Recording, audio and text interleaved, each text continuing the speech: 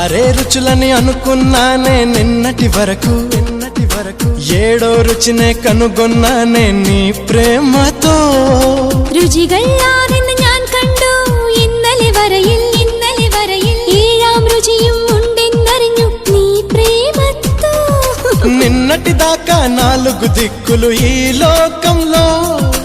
ഇന്നു മുതൽ నువ్వే దిక్కు ఎన్ లోകത്തിൽ മനസ്സിലായോ నీ పలుకులే కీరవాణి నా పెదవితో తాళమేయని